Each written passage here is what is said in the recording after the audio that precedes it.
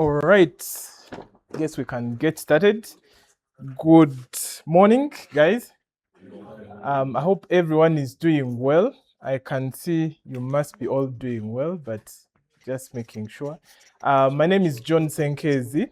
I'm here in two capacities.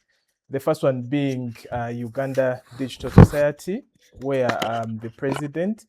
I think most of you may not have heard about Uganda Digital Society. Anyone who has heard about it will maybe doubt someone. A little.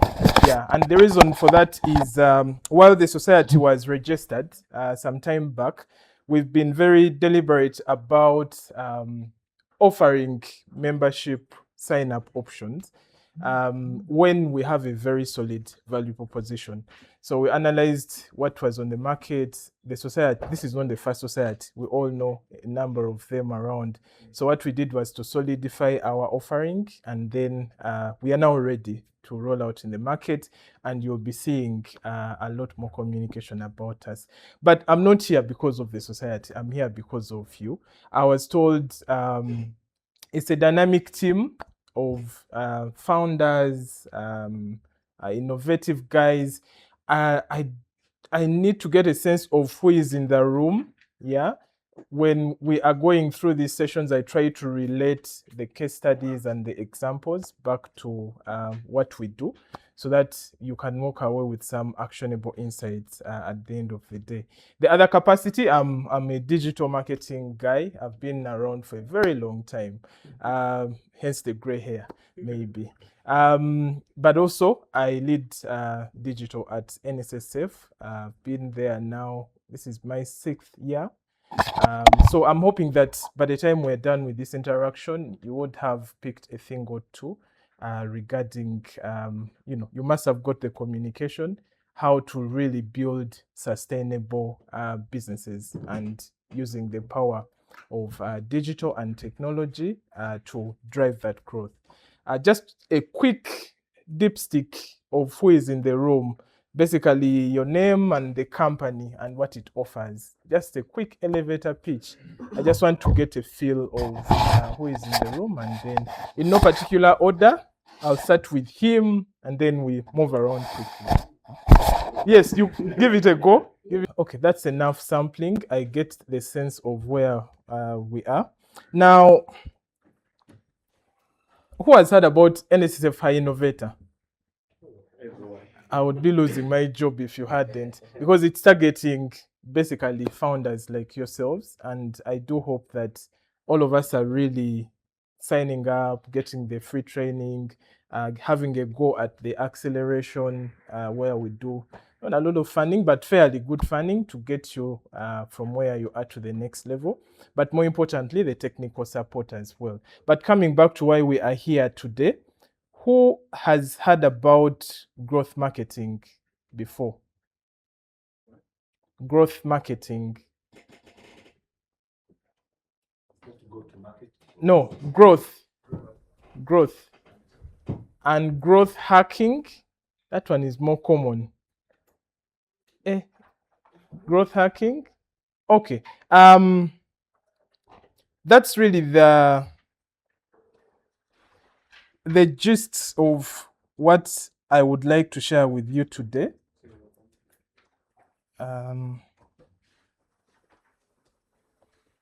So I've been fortunate, especially on my consultancy side, to work with so many startups here in Uganda, but also outside Uganda. And the markets are different, the scale is different, but one thing is constant in all startups. The problems they face in terms of customer acquisition, in terms of retention, in terms of value, are more or less the same. Yeah, all of us acquire so many users. I had someone mention awareness. We have a lot of awareness if we do at all. And then once this awareness comes through, sometimes we convert that awareness into an initial action. It could be someone visiting your web solution or downloading your app if your solution is mobile app driven. And then that's where everything starts to fall apart. Yeah. I don't know those that have mobile driven platforms. Usually, as founders, our focus is going to be more on the growth. Yeah, so you're looking at how many people new people you're reaching, how many people are downloading your app or using your website, how many sales or signups that you're making, and sometimes we forget the leakage. Yeah, so any business, I was with Airtel before joining the fund. All businesses, regardless of size, suffer with one major problem: churn. Churn is what you lose after acquiring. Yeah. So churn is going to be in a mobile app situation. That person who downloads your application, they first get from active. Active is divided into three parts, as we all know: 1 day active, 7 day active, 30 day active. They move from 30 day active to inactive. That is an early warning sign that things are about to break down. Then from inactive, they now uninstall. Now that is what we call churn. Yeah, you lose them. Then you can focus a lot of energy on acquiring new downloads, new clicks to your website, and ignore the losses that you're making. And without looking at all your data, I can bet no, I've already eaten it, my next month's salary to the fact that you are losing more than you are bringing to the table. Basically, you are losing more users without what we are going to talk about, unless, because that's why I asked who has heard about growth marketing. If you're not doing growth marketing, it means you're losing a lot more than what you are acquiring. The best picture for that is a very simple illustration where you have a huge hole in a basin. Even if you bring a normal pipe or a fire hose pipe, whatever you pour into will be lost. So the outcome of that is frustration with your teams. You feel people are not doing enough, and then also the revenues. It's a very common story that is told that Uganda is one of the most entrepreneurial countries in the world. I'm sure you were inspired by it at some point. The part that is not said is the fact that the death rate is extremely high. It is as high as our entrepreneurial spirit. Now, I'm here today to give a different perspective on how you can best manage your solutions and grow sustainably and get as much value from your existing base before we start running to acquire new customers. If you have a budget today and your app is doing like 1,000 downloads, by the end of this week, you can be at 500,000, yeah, with the right budget. But you see, retention may not necessarily be something you completely do with budget. It requires you to have a proper tech stack that is helping you to keep tabs on where your users are. Because the users, I don't know if anyone here has a marketing background. Anyone with a marketing background? That should be all of you. You can't be a founder and you don't have any marketing knowledge, proper marketing knowledge. Not these things of, do we use Kasuku? And it talks about our products. You need to know the funnel. The funnel is inverted. Yeah, I'm sure we've seen it, where awareness takes up the bulk, and as it goes further down to conversion, to advocacy, it even shrinks further. And that implies that you're going to get so many people interested in your products. And I think we've seen this a lot. You're organizing a road trip, and then you ask your buddies, who is coming along? My God, yes, I'm in. We can't miss that. A few days to the road trip, people stop picking calls and what. So the same behavior is exhibited by our customers that you seek to get from the marketplace. They will pick a lot of interest. They will view your content on social. They will click. They will download until you want some money or revenue from them. That's when they start disappearing. But again, you will not know where they are disappearing and why if you don't have a proper growth marketing execution in your business. Yeah, so growth marketing, simply put, is that sweet spot On one hand, we have data, on the other, we have technology, and then marketing. Now, where these intersect is what we call growth marketing. Now, one of the biggest assets, both in terms of your own personal growth, but also your competitive growth, is how well you know your customers. I'm sure we all know this. You need to know your typical buyer's journey, and you need to have for example, today, there are numbers about where I work that if the MD found me in a lift and he asked me, I know. Yeah. Same as your side. You need to know, don't look at only the revenue and the new users, you need to look at the funnel. Because if, as a founder or team lead or product person like he is, you don't have visibility of these numbers, then you will be just spraying bullets and praying you hit. Yet the data that is available to you is enough to have that visibility. So the key questions that growth marketing seeks to answer is, what are your key user and demographics? We all set up our businesses with an ideal customer in mind. I'm sure you also have your ideal customer. For us, like he did, I'm looking at the informal sector. They have to be this age, they have to be that age.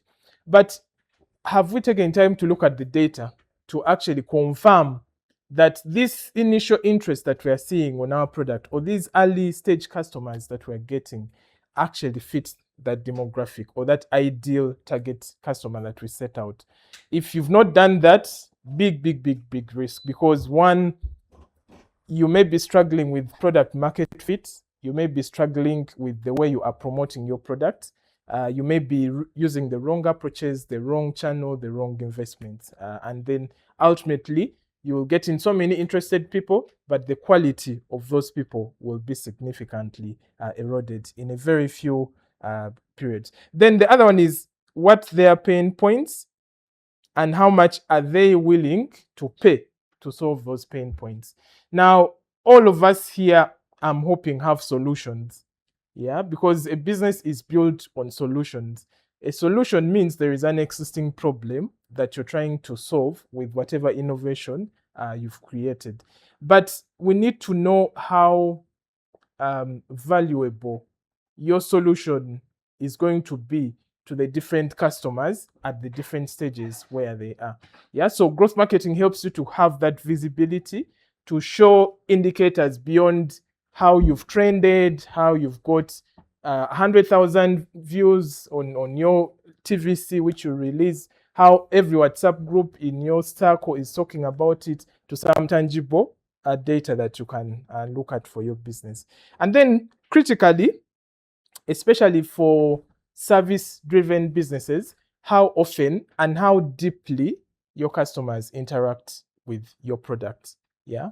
If anything has an element of subscription, of repeat purchase, yeah, you need to understand how often are the customers interacting. But not only that, how deeply are they interacting with your business? Now, without all of this information, you will join the people that say digital things don't work, but yet it's really the way you set up your business, the way you set up your tech stack that is failing. Now, this is where most of us are focusing from a conventional digital marketing perspective. But these principles can also be applied to, TV advertising, whatever channel that you're using at the moment. So I would like us to draw a distinction between the conventional marketing mindset that you may have as a founder versus the growth marketing mindset that you need to have. And the first one is really around what you focus on. Yeah. Most of the founders are focused on the features of their solutions, how you have the latest this or that, how you have an easy onboarding thing and stuff like that. And we forget where we should be focusing: the pain points, the customer objections. The customer objections is a marketing term to mean if you pitched to me a product, what would be the reasons I give for non-signing up? Have we all come up with those objections for our businesses? If you have a solution that helps me recycle, what are the potential things that I will tell you for not signing up with you today, and maybe say I'll come maybe later? Those are the things that we need to address with our marketing, the objections that customers may have. And then also the vision you have as you market. Conventional marketing focuses a lot on traffic, on awareness, which is not bad, especially for an early stage startup. But along the way, as I'm sure whenever you get statements from your accounting people, you don't really have a balance sheet that has how many people you reached, etc. It's going to boil down to other more tangible benefits for your business. Then the time horizon, we come up with a solution. Sometimes we test, others we do not test at all. And then the next thing we know is we are pushing for numbers. Where are the numbers? Where are the customers? Where is the revenue, etc. All big businesses that we see around, especially on the technology side, if you read their history, there are certain podcasts I would encourage you guys to have on your phones. One is called Founders. Another one is called it's running out of my Good Bad Billionaire. Yeah, those podcasts tell stories, really, really useful stories of how different founders for some of the top companies started, when they hit their first million, when they hit their first billion, and how they've managed to stay in play up to now. Yeah, very, very useful stuff. Me, I gave up on Ugandan radio. I hope no one owns a radio station here, because I was like, okay, so I can't be going to office on a Monday and I'm listening to a topic of whether a lady should kneel for the husband or not. Yeah. So now I said, okay, radio and me. Now I choose the content that I do, and podcast are really my go-to thing. Sorry? What's the second one? Good Bad Billionaire. Yeah, that's a BBC podcast. The first one is an independent podcast. The Good Bad Billionaire, it's just powerful. And BBC Productions, on point. Yeah. So back to the point here. Businesses that are going to outlive their founders take time. Yeah. So sometimes as founders, we need to afford our teams the opportunity to make mistakes, to learn. The making of the mistakes is okay if you're learning from them. But if you're just making mistakes without any learnings, that's where the problem is. Yeah. So as founders, we need to allow our teams to make those mistakes.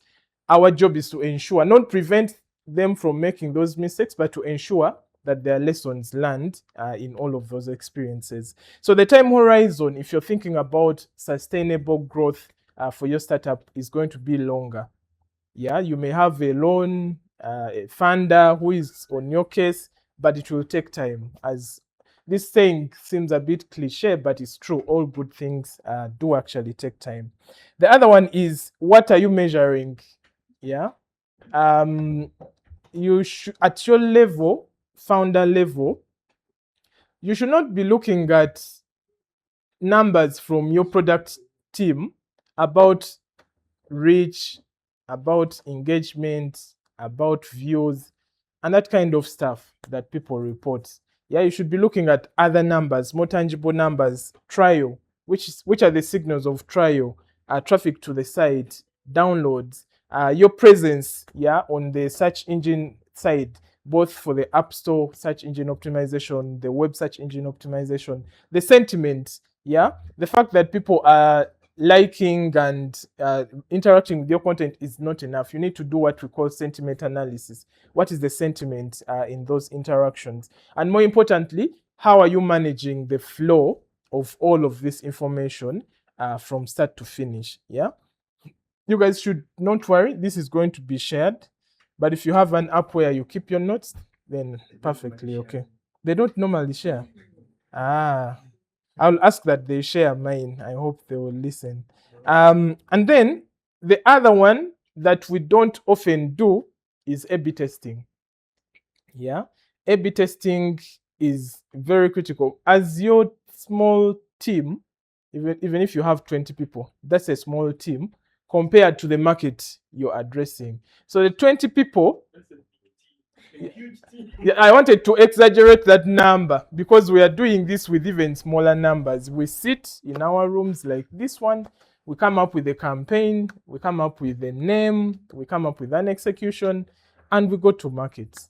Yeah, because the CEO has approved and the team feels good about it without testing some of these concepts. Yeah, so it's very important for you to test. Then, more critically, I'll bunch these up into one point: the customer journey that your users take, the tools that you need to have. So you need to have a growth marketing tech stack, very indispensable tools that you will not be successful in taking your product to market using digital if you don't have. Yeah. So I'm going to talk about some of those tools in the next slide. And then more importantly, the cross-functional collaboration that you have. I know for startups, the CTO may be the tech department.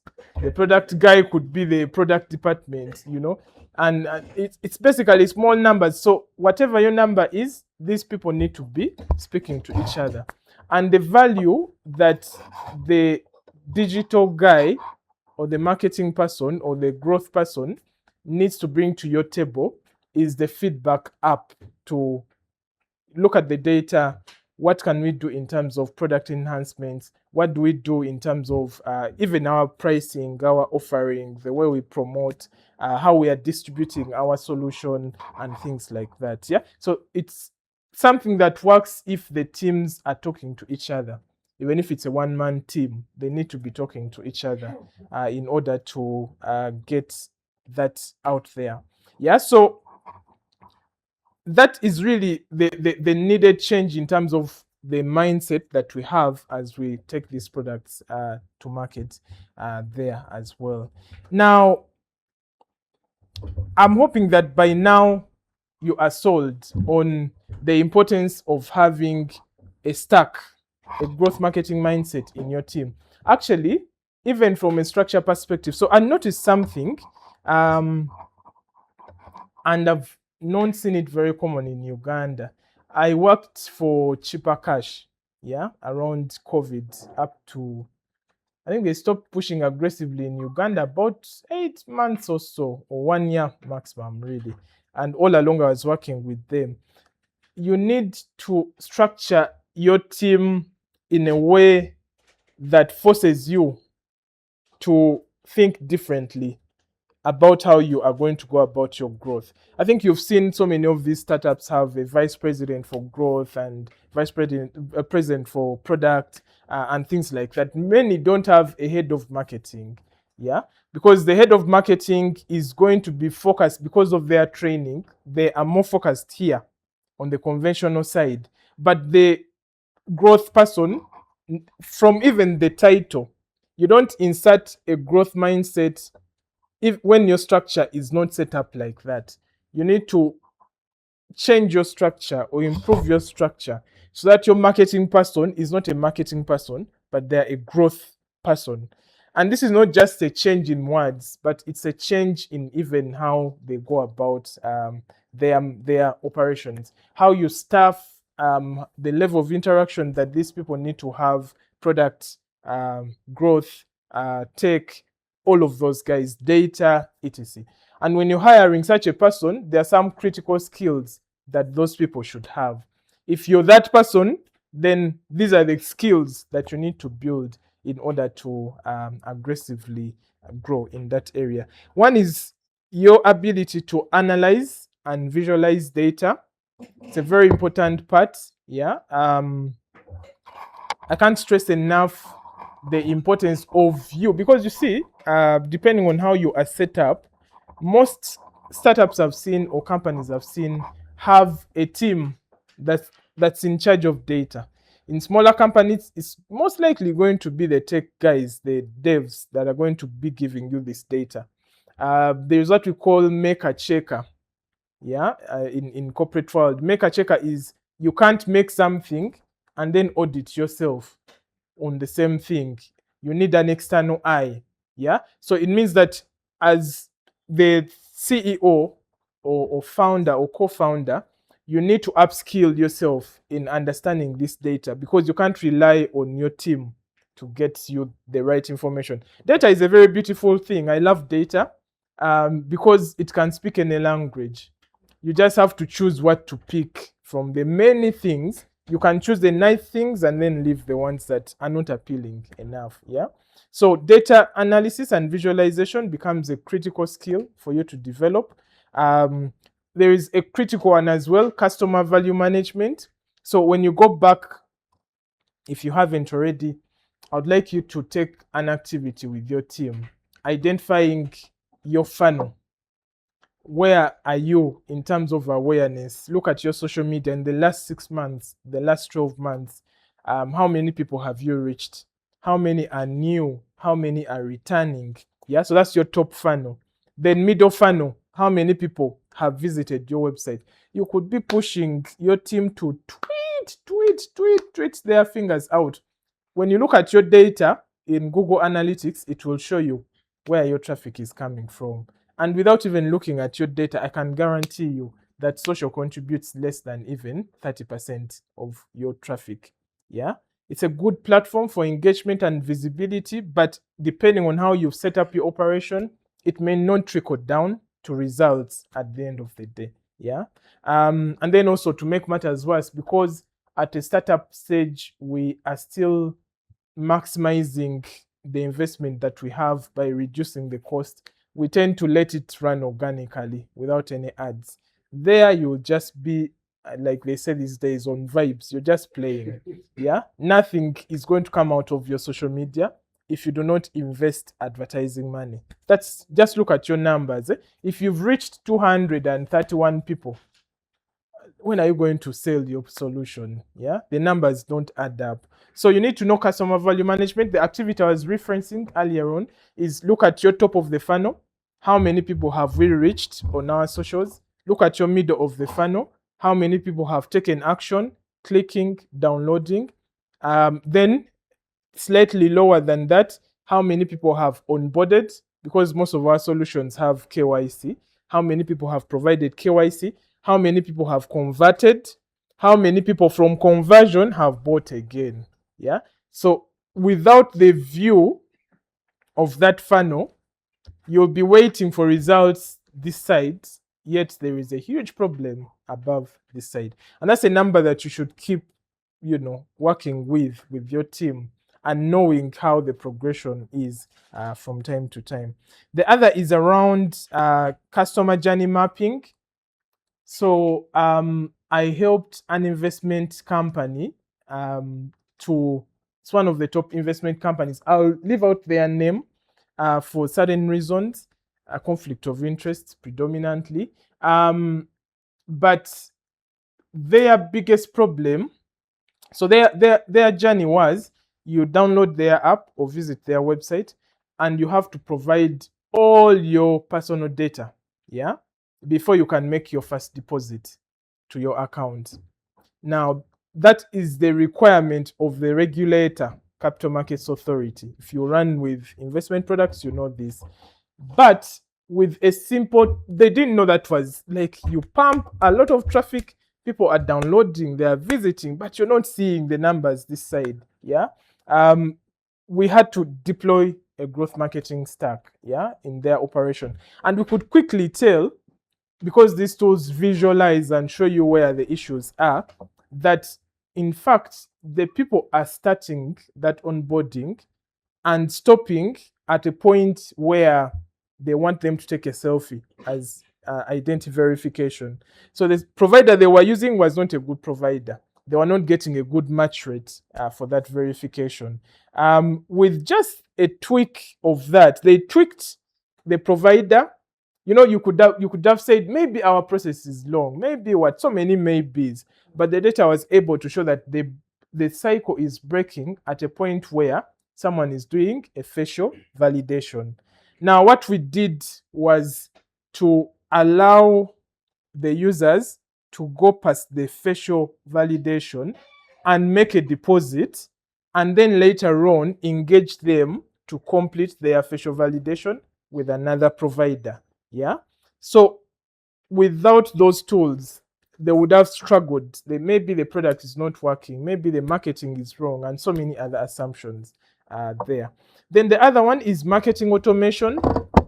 As a founder, especially a startup founder, you know for a fact that one of the things that you need to do is to keep your head count as low as possible.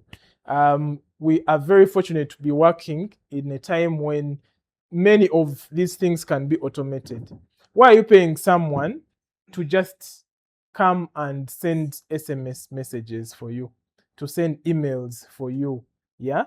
Yet you can structure these things in tools, and then with conditions, not just saying, okay, we send on Monday. Conditions: if a user is not checking on their account in 14 days, send them this. If they check, send them this. If they don't check even after that reminder, send them another reminder after 7 days. Those conditional based triggers. Yeah. Marketing automation is a big one for you. Then, of course, I'm sure you've had so many sessions with the NITAs and all of that. Data privacy and compliance, very, very critical. It could sink your startup, yeah, because the more digitized your startup gets, then the more aware you need to be regarding your obligations in terms of compliance. And of course, artificial intelligence, machine learning, and all of those really nice things that we're all talking about. Now, I'd like to, in the interest of time, fast track to the stack. How many of us have applications, mobile apps for our businesses? Anyone in the room? Okay. And websites? Everyone. If you don't have a website at this point, you have a big problem. Okay, so I've talked a lot about growth marketing and how it's nice and all those things. But then the big question of the day is, how do you then get started? Where do you begin from? There are things or tools that you need to have in your stack without fail. The first one, I'll grab my connection here. So Amplitude is a product analytics and event tracking tool. For me, the best tool there is in the market, and I'm not their influencer. They don't even know I exist. In terms of having proper visibility, and I mean end-to-end visibility. Let's say I download your app or I visit your website. It's going to show you whether I'm logged in or not. If I'm not logged in, it will not give you identifiable data. If I'm logged in, it's going to attach my activity to an email, to a phone number, to a name, whatever KYC you pull on your system. So what it does is it just follows the users.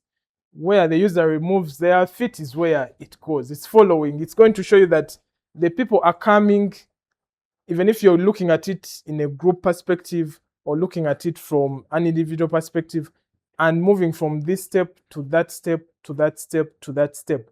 And you'll be clearly be able to show, this is where I'm having a problem in my user journey. This is where I'm losing most of my potential customers. This is where I'm losing my existing customers. They are trying to renew, but then the Airtel API is not returning what they are looking for, and all those other really detailed things. Yeah. So Amplitude does a lot of things. I hope their solution thing. Let's look at it from a financial services industry perspective as an example. All my devices are in battery save. I think that's why my connection is slow. It's Amplitude. Yes, Amplitude. So the name is just right here. You see the name there? Yeah. So this tool is going to look at all the activity that is happening on your platform. it's going to create what are called cohorts. It's going to bundle people up based on similar conditions automatically using artificial intelligence. For example, it's going to tell you these are the people that are failing to get an OTP at onboarding in one cohort by itself. These are the people that are doing ABCD. These are the people that are doing ABCD. And then what that enables you to do is you are able to, first of all, know about existing issues. But again, like we're going to see later, if it's picking the identifiable user data, you're able to target these people with messages, with push notifications, with emails, in order to help them to get along on their user journey. Now, the beauty, you can see so many big players use Amplitude. The beauty about them is they have what is called the startup plan. So these are the features. I hope it's visible enough. You are able to see product analytics. You, the product person, if you don't have Amplitude, you're doing product marketing the very old school way. Yeah. Web analytics, product analytics. You are able to replay sessions to show you what users were going through. You may be seeing a problem and you're like, but what's the challenge? Why are we having 1,000 people who are failing to do ABCD? You're able to play back the session and then just observe what the customer was going through. They went here. Instead of adding, there are some configurations where if you don't add maybe 256 on a number, maybe it will not work. So you just quickly identify some of these issues. You can do web experimentation and feature experimentation. What this means is that as you enhance your products and services that are digitally driven, you want to test the new things you bring on board, that new landing page on your website, that new feature in your onboarding journey, before you roll it out to a broader audience. Because if you just go blind, there is a chance that you can make an upgrade that is going to cost you your users, and you have a very big drop in the numbers. Yeah, so you're able to do that experimentation, you're able to do integrations, etc. Now, Amplitude, I was saying, has a really good offer. It's a very expensive tool, yeah, but if you go there, because here it's basically where you get your pricing. MTU is monthly active users, so to speak. Yeah. So if you have 1K, you're paying that much. If you have 10,000, you're paying 149 per year. If you have 50, but then they know that people will say, hey, so they have a startup offer. I want to track it. Let me see. Startup offer. Yeah. So you see this one.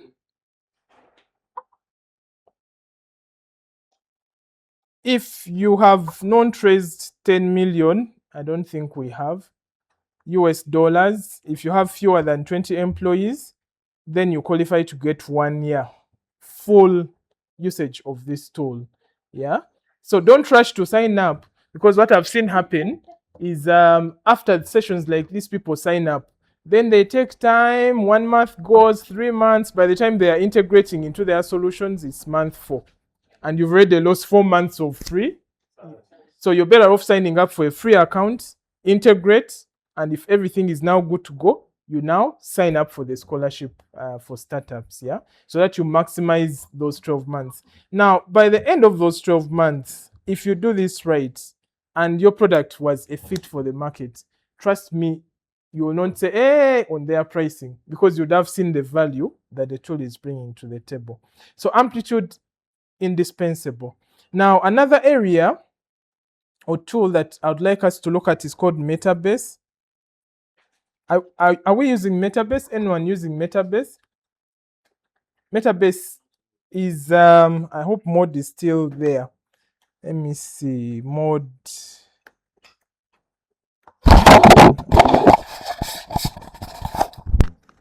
Yeah, Mod is also still there. So Mod was the common business intelligence. I think you guys have had Power BI, right? But Power BI is paid, as we all know. Yeah, Microsoft and all. Now, Metabase and mods are business intelligence tools, but the reason I want to focus on Metabase and not mod is pricing. Not only pricing, but also, so what does this do? It basically links to your database, wherever it is, whether it's customer relationship management database, whether it's a product database, whatever database that you have. Now, what it essentially helps you do is to have dashboards that are tracking different things about your product. The people who are signing up, the ones that are buying, what they are buying, how often they are buying, why they are not buying, and all those questions you can have for your team. How are we doing now, and all of that. You don't need to ask. Yeah, as a founder, you can set up these tools and then have these tool dashboards dynamically update. Yeah. So as you can see here, maybe I can play this. There is an open source version. Today, I'm going to show you how quick it is to go from setup to creating your first chart, all the way through to sharing dashboard. So let's get into it. You can see here, I'm setting up a fresh new starter instance, and I'll just take you through this very quickly. Here's where you would add your details. That's too long. I'd like to jump to in terms of order value, ordering. So today we're going to be looking at the health of our e-commerce store. So we're going to be looking at order trends, how much people are ordering, where they're ordering from. So let's take a look at how our order value is going over time. All right, there we go. That's pretty cool. We've already got a chart to see that we are tricking. So I'm jumping through because I know we don't have time. We're going to be using people table. So what it does, in a nutshell, the video is very long, we won't have time for it, is it's your business intelligence platform. Yeah, and you can download their source code, upload it on your server, and use full 100% forever free. Yeah, what if you want to use their cloud hosting? That's the only time you'll pay their subscription. Yeah, so if you download Metabase, it's going to do a couple of things. How many of us can run SQL or SQL queries? And we have so many technical people, but then the founders, others that are in the room, know English, they know what they want, they just don't know the code to run. Now what this tool does is it enables your team, the ones that have put up hands, to do very advanced analysis. Yeah, and then they ask, I do, but I'll just, for inclusivity, include myself. They ask who don't know how to run SQL queries and all those things. It enables us to just type a question. Just imagine how powerful that is, for you to type a question and ask, what is our churn rate in the last 30 days? And then the tool is able to crunch these numbers for you quickly. Look at your databases, even if it's cross-referencing 1, 2, 3, 4, 5 databases, and show you who are our top customers, what is their value, what is the average revenue per user. Just type in questions, and then it's not like ChatGPT where like maybe it's hallucinating or what. This is speaking directly from your data and then running these numbers for you effectively. Yeah, so Metabase, indispensable. Now, how do these two then work together? Maybe before we get there, I'll look at the last one. There is another tool called One Signal, and there are so many alternatives on the market. The reason I've tried to recommend tools despite having many others that could do these things, based on one, whether it has a free alternative, or even if it's paid for, it's the cheapest effective option. So One Signal does engagement for you. Yeah, you can do push, you can do in-app, you can do web engagement. Yeah, you can also do SMS, you can also do email under one roof. Now, the bit about these tools is that they are journey-based tools. Now, how do they speak to each other? So you look at your Metabase, and it shows you something is not going as you expected it to go. Numbers are not coming. Customers are not buying as fast as you want them to buy. You were making progress, growing maybe 10% month on month. Now your numbers are starting to dip. The growth has slowed down. You want to ask your question: what is the problem? Is it that we are getting a lot of downtime? Is it that we are changing our marketing approach?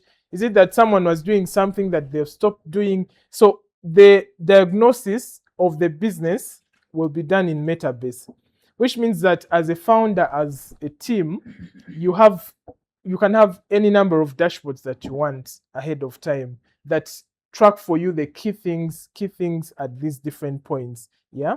Now, after that point, you need to understand the user behavior. What has changed in these users? Now you go to which tool? I want to check if we were following. Where are we doing our behavior analytics from?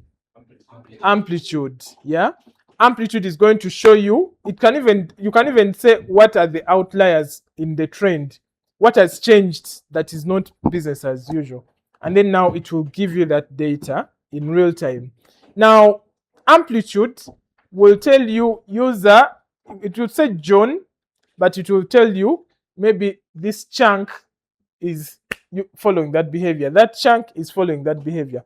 Now, what we do is to create segments or cohorts that you now export into one signal. Now, you would have set up your emailing. The technical guys know them, the SPF records, the DKIM records that authenticate your domain to their tool, the SMS API that you've got from whoever is giving you SMS services. Now, once this segment is sent to one signal is going to message these people if the solution is messaging. If it's a product solution, then you're able to tell your data team or your devs, this is where the problem lies. If it's a marketing problem, that the quality of people you're bringing is low quality, that we can't do much with them, because I'm a marketing person, so sometimes the pressure can be too much and the guys just bring in every Tom, Dick and Harry, not people who are going to be of value. That will also be screaming that the quality of users is terrible. And that's where the problem lies, not necessarily any other problem. So that's how there are many others. But if you are to choose the top 3 that will help you to start your journey to growth marketing, to get your answers from a data perspective, not feelings, these are the tools to go for. Now, you remember marketing automation? You do this once, yeah? You do this once, you integrate once, you set up the messages once, you can refresh once in a while. But after this is done, then the system will automatically know that John, who was buying every day, has started buying one time in a month, and I need to send him message A. If he opens and starts to buy again, I send him message A2. If he doesn't, I send him reminder B, etc. These conditions are automatically configured on the system. Now you'll have a product analyst, you'll have a marketing person, a CVM person, all automated in that tech stack. Yeah. And depending on how far you take it, the possibilities of these tools are really, really, really immense. So to recap, you're getting your Amplitude for a year at no cost. Yeah. You're getting your Metabase forever at no cost. You have a free plan with one signal, but if you've grown so big, they say by the time you have these users, you have some money. That means you're paying a few dollars to get their professional plan.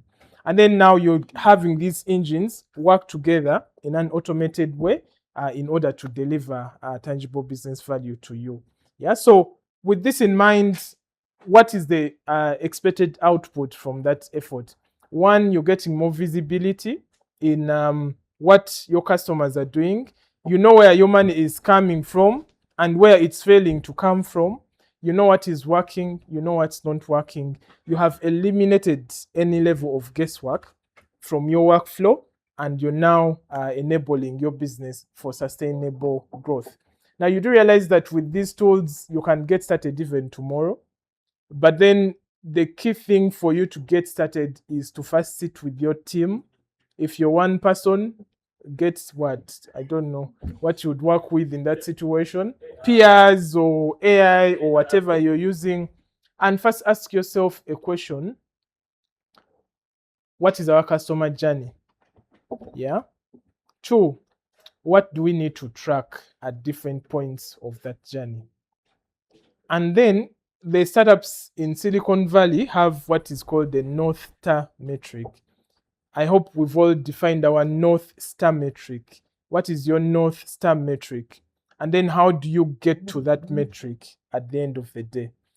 Which numbers do you need to be tracking? Which growth should you be projecting? And things like that. Now, once you have those questions fully answered in a very elaborate way, now you can ask your developers to integrate for you these tools and then firm up what your plan is for the next 6, 12 months, 5 years ahead, and then go and get those users and call us in when you're doing your TED Talk. With that, I come to the end of the session. I hope it was helpful in some way or form, and I look forward to seeing you execute in your businesses. Thank you.